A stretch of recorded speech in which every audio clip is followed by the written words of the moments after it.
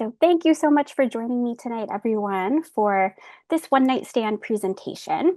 This is a series of presentations that we do at the Cedar Rapids Museum of Art, where we focus on one work of art and one artist for one night. On this day, October 21st, in 1891, Marvin Cohn was born. And so now, on his birthday, 134 years later, I wanted to focus on his self-portrait with Doris from 1948, which is currently on view in the exhibition Men and Women at Work, Images of Labor from the Collection, which is on view through January 18th.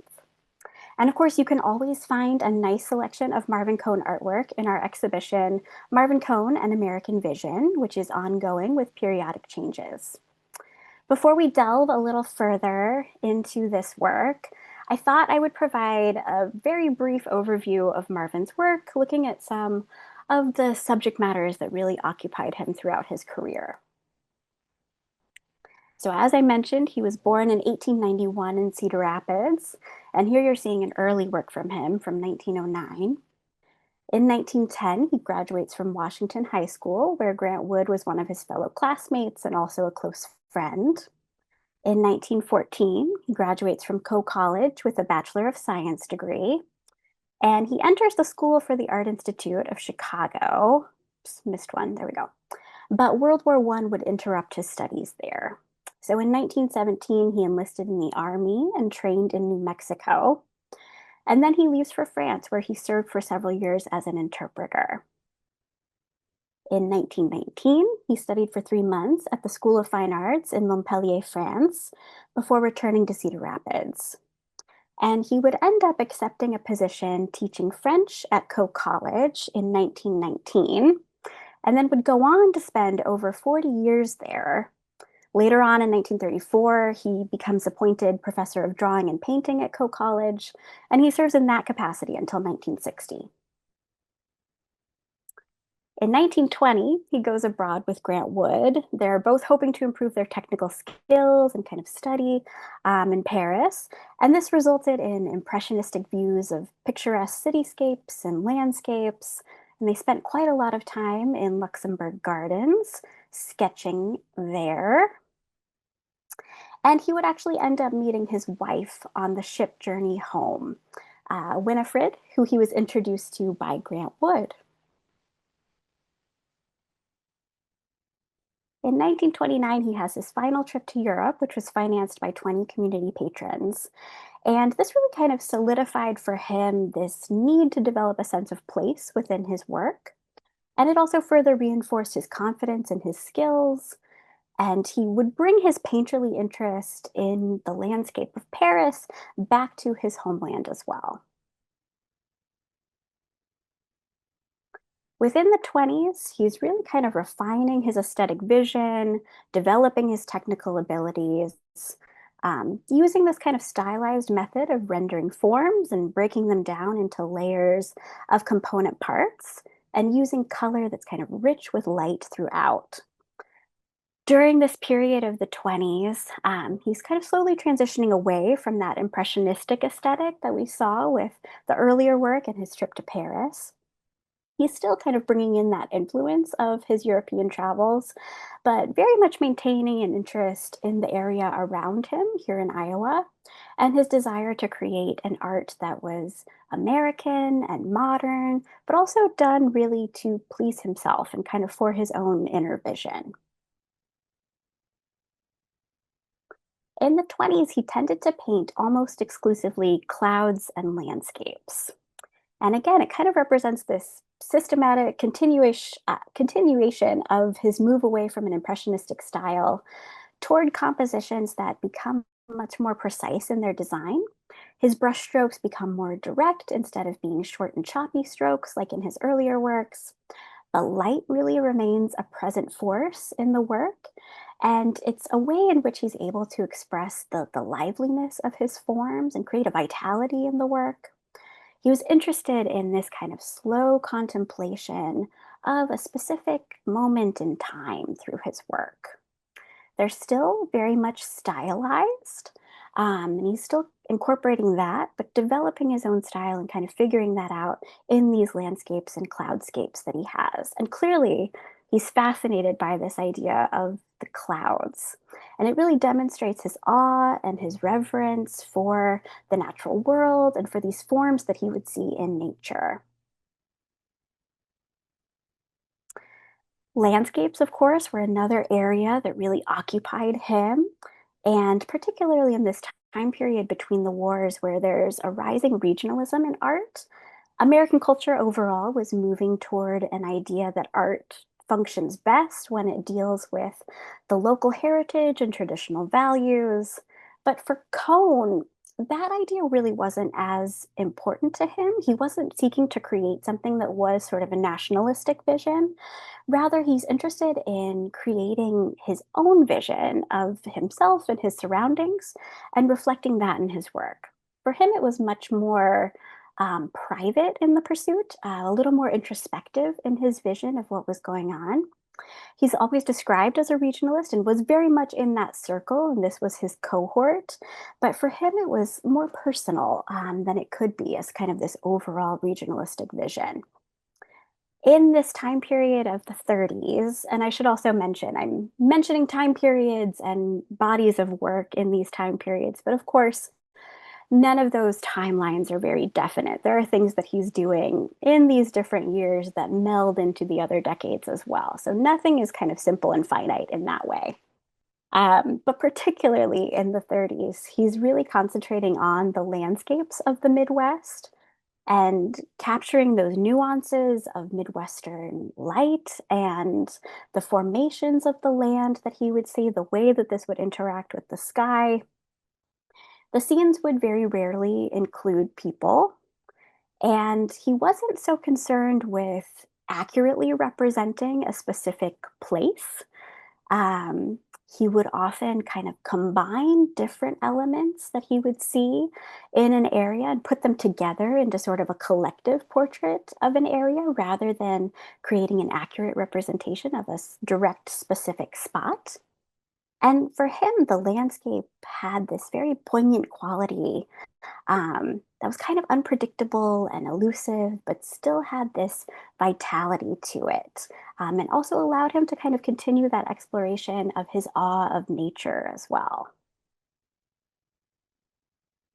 In 1932 to 33, he's an active force in the Stone City Art Colony. Their objective was to allow the participant to arrive at their own personal vision that expressed the nuances of their specific surroundings. Although it would close after 2 years, it still provided the setting for some of Cohn's favorite works, some of his best works during this time period. Another subject matter that would fascinate Cohn in his work was the circus. He was really captivated with the spectacle, and his interest in this spectacle would continue until the mid 1930s. It provided him with a wealth of character studies, allowed him to explore some of his psychological interests and how that could be reflected in the way that he portrayed different figures within these scenes, and how he could show kind of different aspects of human nature in the work. They're often very brightly personal and amusing, and at times satirical as well. In the late 1930s and early 1940s, he was trying to capture what he saw as something that was rapidly disappearing from the Iowa countryside, namely barns and farm architecture. And these are kind of similar to his landscapes in that they're often devoid of a really strong human presence. There may be small figures occasionally in the work or small animals that you see as well, but often they seemed a little bit devoid of that kind of human presence in the work. They're also very carefully structured, geometrically ordered pieces as well. So, very carefully planning and thinking through his compositions in these farm landscapes too. In the late 30s, in 1938 to 39, he takes a leave of absence from his teaching duties at Coe College. And this was something that was made possible by 30 Cedar Rapidians who guaranteed his salary in exchange for works that he would complete during this time. So he was working in an isolated downtown studio in the Granby building, and then he would also travel for 2 months to Mexico. So he kind of expands his subject matter during this time, tries out some different things. And this leads to him creating these interiors, these paintings of interiors, which continue on into the 1940s. His interest in landscape would continue as well, but he started incorporating these motifs of doors and windows and hallways, and it allowed him to demonstrate his technical virtuosity, but also allowed him to explore again this kind of introspection that he found really interesting. He created these kind of haunting interiors with doors and windows that had these voids beyond them that were left a little bit ambiguous. He was really interested in the abstract qualities of interior spaces and the way that these different planes of stairs, floor, walls, and doors, the way those different planes would interact with each other was something that was really interesting to him. Interested in that geometry that he was seeing there and in those formal shapes as well of those windows and doors. Increasingly, they became more introspective and evocative of those inner feelings. And they end up providing a bridge between realism and abstraction for him. He very much enjoyed the technical possibilities that these subjects presented, and it allowed him to kind of continue on and explore these areas of his work. Into the 1950s and 60s, here he's creating a powerful series of expressionistic interpretations of nature, communicating in these very painterly terms his innermost feelings. And again, still maintaining that strong interest in nature, but also demonstrating an awareness of contemporary stylistic trends and bridging him, kind of moving into a more abstracted style as he goes along. He's still very interested in that kind of psychological aspect and the cosmological aspect as well, and still incorporating that light to these quite luminous paintings. That idea of light was still very interesting to him. But he's also thinking about these new styles of paintings championed by the abstract expressionists and embracing these changes to art that he saw in the 50s. He was seeing this as an opportunity to communicate his own vision while also being challenged from a design standpoint. And it's also important to remember that from the beginning, he wasn't seeking to create something that was documentary or exactly realistic, but rather he was trying to make a comment on what he was seeing around him and showing his own sort of vision of nature and his surroundings. Oftentimes, these works incorporate muted colors and simplified forms, but he didn't abandon his earlier interest in interiors or other realistic subjects, and also still painted several scenes of his own Iowa surroundings as well. So then that brings us to another aspect of Cohn's work, being the studio. And of course, this is relevant to the image that we're focusing on today. So the studio, reflecting the studio in his work, it's a subject that he would return to and depict multiple times as well. As a professor for more than 40 years, this is something that was important to him. He took his job as a teacher seriously. It wasn't a last resort for him. It wasn't sort of a secondary vocation. He also created still life and figural work that was similar to what was going on in his classes, and also reflected still lifes of his studio as well. And this piece very much kind of fits within that category, the artist at work within his studio. And here I'm showing you a photograph from 1939 of Cohn in his studio in the Granby building during his time when he was taking a sabbatical. And that time that he had to paint, as well as the surrounding environment, would serve as a great source of inspiration for him in his work. And so here we see him as an artist at work during this time with a work in progress on his easel and a work hanging on the wall there as well. So something else that we're seeing in the self-portrait with Doris that we're focusing on today from 1948. So it fits very much within this idea of Cohn in the studio, Cohn at work. And it's kind of a unique and interesting portrait. Um, We, as far as I know, don't have a lot of self-portraits of Cohn at work as an artist. So this kind of stands out. It's also a really interesting way that he's presenting himself, right? We can think about how he's very consciously choosing to represent himself and his work and also his family in this piece. And there's quite a bit of detail here to give the viewer an idea of who he is. We see him working at his canvas, which is on the right side of the work there, paintbrushes in hand, and he's paying close attention to how the light is playing across the scene. It's a very detailed, skillfully rendered portrait here.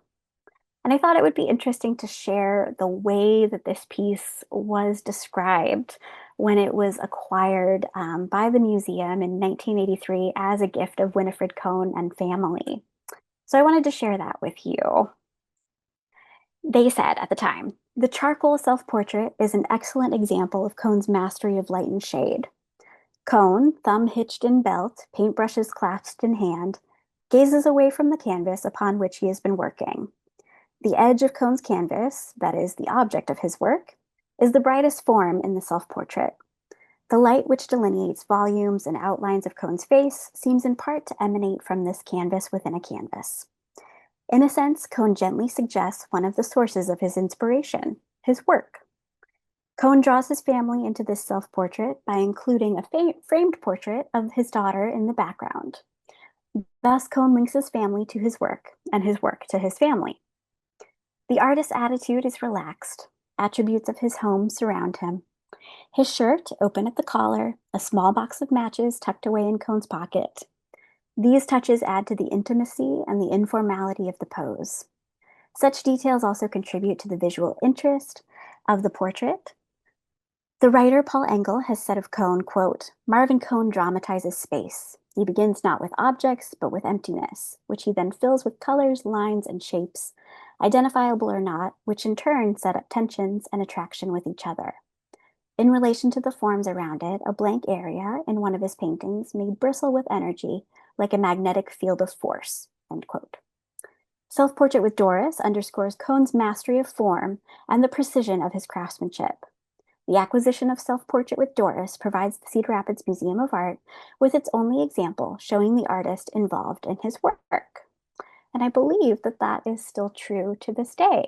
So it's quite an important, significant piece for us and a really interesting one for us to delve into.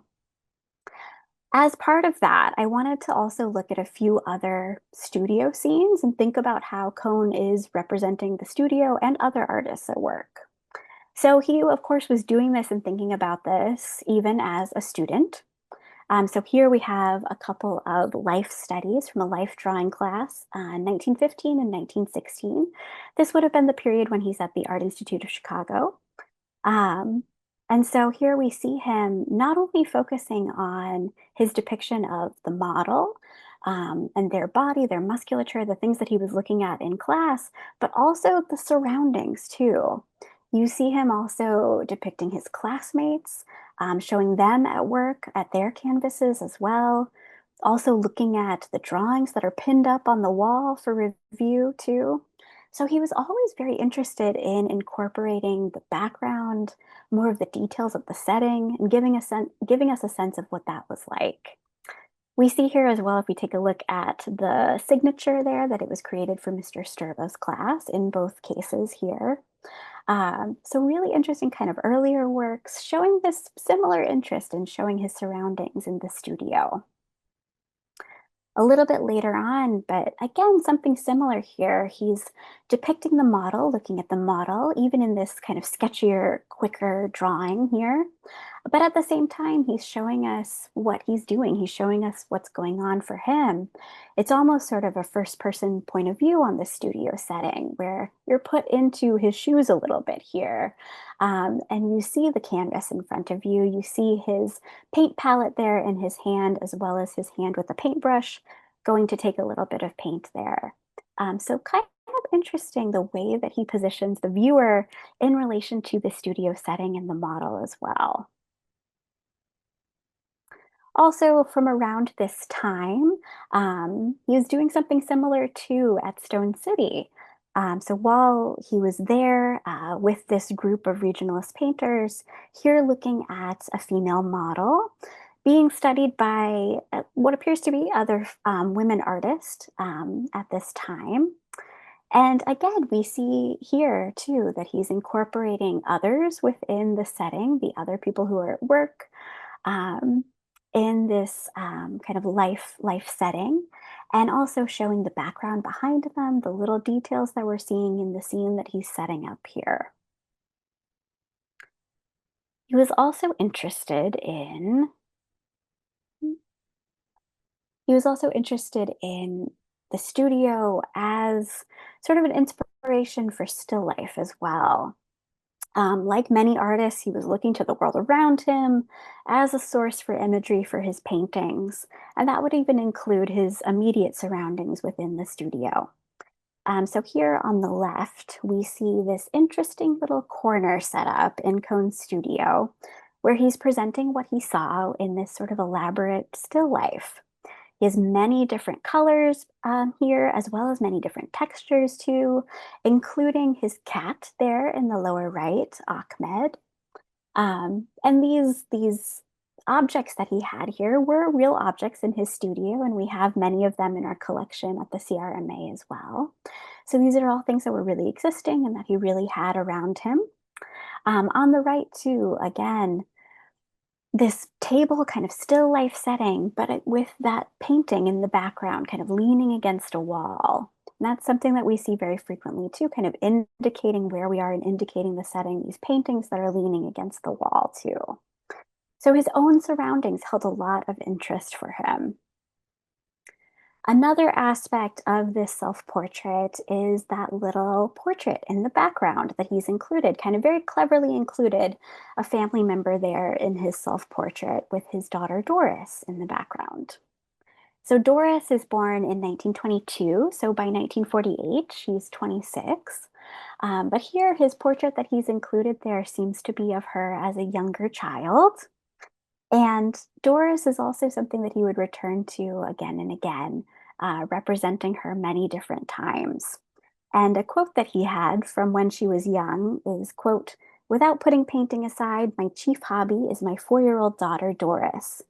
And what time I get to paint is most graciously awarded to me by her," end quote. So she was often a subject for him. So Doris, as she was growing up, and particularly in her childhood, um, frequently occupied him in his work, and he often depicted her similarly to how she appears in the self-portrait.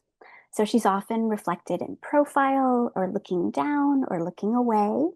And as you can see from the works on your screen here, often shown reading too.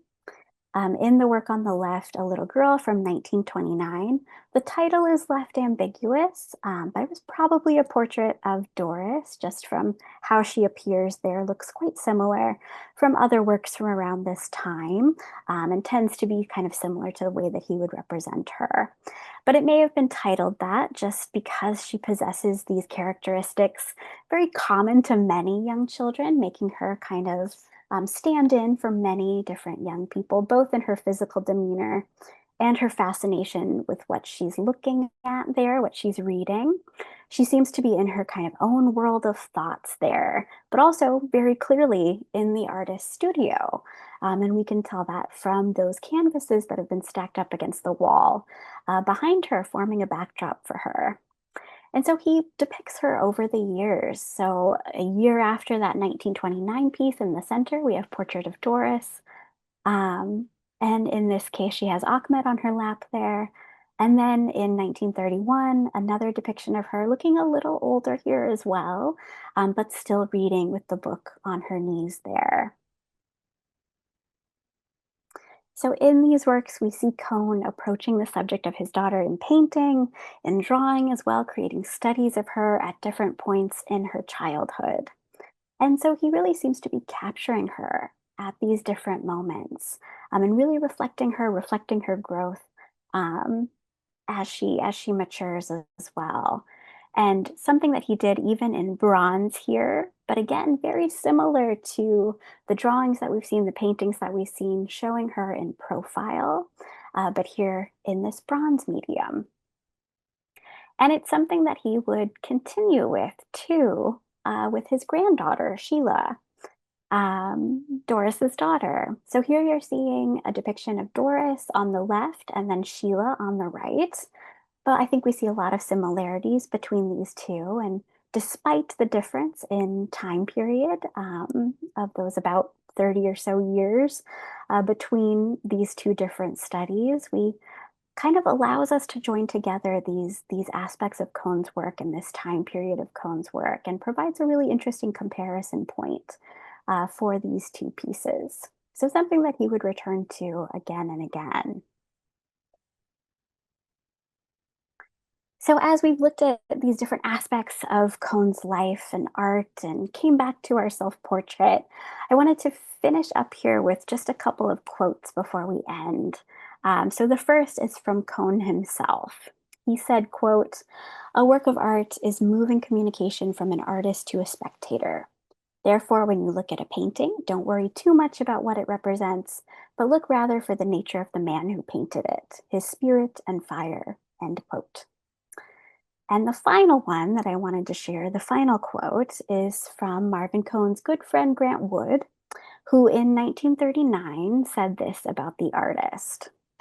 "The paintings of Marvin Cohn have a directness and honesty characteristic of the man himself.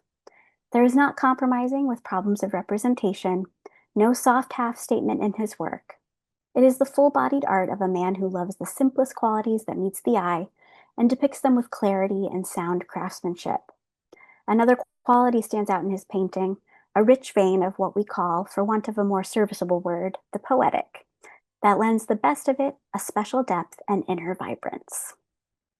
So I will finish up there, but thank you for being here and for listening in on this discussion. Thank you all so much for being here today. I so appreciate it. Um, and very happy to have you. And please join us again for another presentation in the future. Have a great rest of your evening, and we hope to see you again soon. Bye bye.